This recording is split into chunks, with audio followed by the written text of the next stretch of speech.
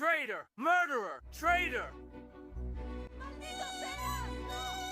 Anyone who rebels against the crown must die! Roa, Burgos, August 19, 1825. A man walks toward the gallows. He has spent 21 months in an iron cage. On market days, they took him to the square for people to spit on. That man had put the best army in the world in check. Napoleon himself ordered him to be hunted down, and the king he saved signed his death sentence. This is the story of Juan Martinez, El Empecinado.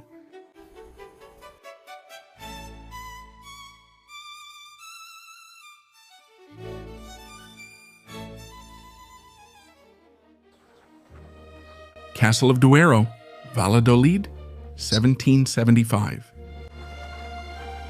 The Botija stream ran through its outskirts, always full of sludge, that black mud from stagnant waters. Those born there were called empecinados, children of the mud. Juan Martin was the son of a farmer. At 18, Juan Martin ran away from home to enlist in the War of Roussillon against revolutionary France. There, he learned two things: how to wage war and how the French behave when they win. He returned, got married, and worked his land. He was a man who had known war and had chosen peace, but in 1808, peace was no longer an option.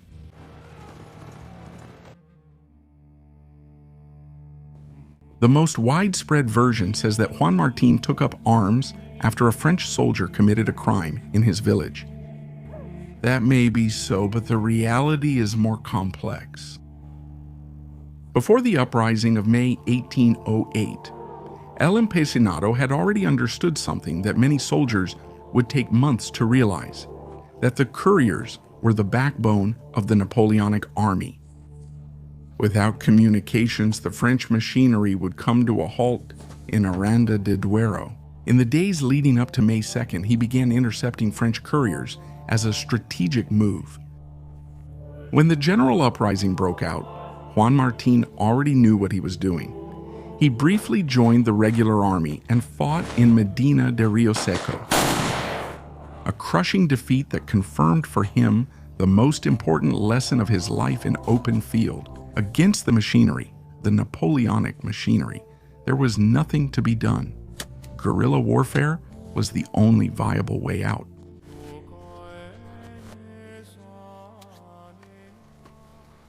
An army needs orders to move. If those orders are cut off, they become paralyzed. Being a guerrilla under irregular command had its dangers, not only from the French side. In the first months of the war, Juan Martin clashed head-on with General Gregorio Garcia de la Cuesta, commander of the regular armies in the area. The reason was a French lady, a prisoner of war, whom men under Spanish command threatened to take as spoils. El Empecinado intervened, disobeyed the indifference of his superiors, and protected the prisoner. The reward was imprisonment for insubordination. He spent weeks in prison for having acted with honor. They released him because they needed him. No one was as effective on the front lines. His method was simple but devastating. Attack convoys, couriers, small detachments. Disappear before reinforcements arrived and pay his men on time. In a war full of bands, they looted everyone equally. That discipline was his greatest weapon. He earned the trust of the people, and with it came the volunteers. Hundreds at first, thousands later. His operations extended through Valladolid and Burgos, Segovia, Guadalajara, and Cuenca. Fuentidueña put 40 dragoons to the sword, who had left their fort in search of provisions. In Ronda de Duero, he blew up a powder magazine that supplied 3 regiments. The French never knew when he was going to strike, or where, or with how many men. By 1809, El Empecinado was such a serious problem that Napoleon assigned a general exclusively to hunt him down. Joseph Leopold Hugo, the father of the writer Victor Hugo, was a cold and competent military man who chased the guerrilla across half of Castile for 3 years without managing to catch him. General, 40 supplies in an ambush out of disgrace, the shot, before they take revenge on us. The time... Oh, ma'am. Hand of death of our 7th. In the park of more than a few feet, in Amma will do VPR. Hugo tried everything. He burned villages, offered rewards, and even personally proposed that he switch to the French side. El Empecinado rejected the offer without hesitation. Desperate, Hugo made the most extreme decision. He captured El Empecinado's mother and threatened to execute her if he didn't surrender.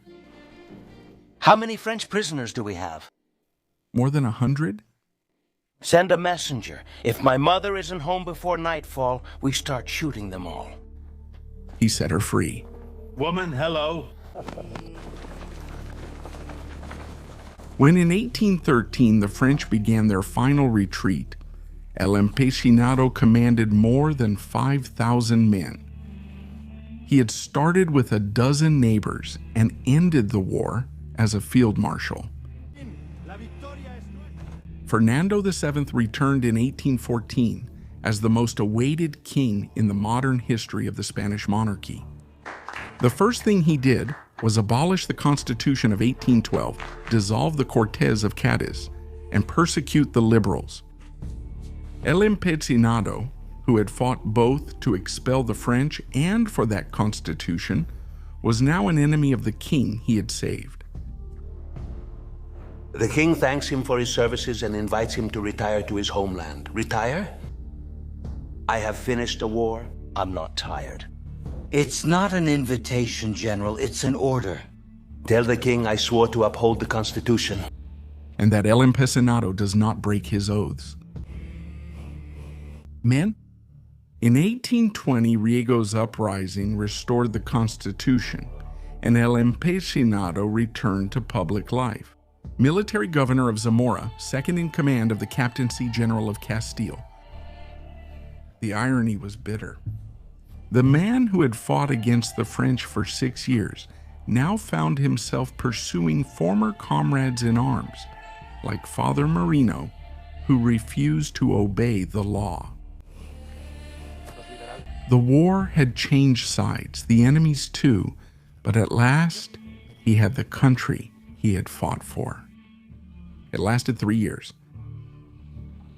In 1823, 100,000 French soldiers crossed the Pyrenees.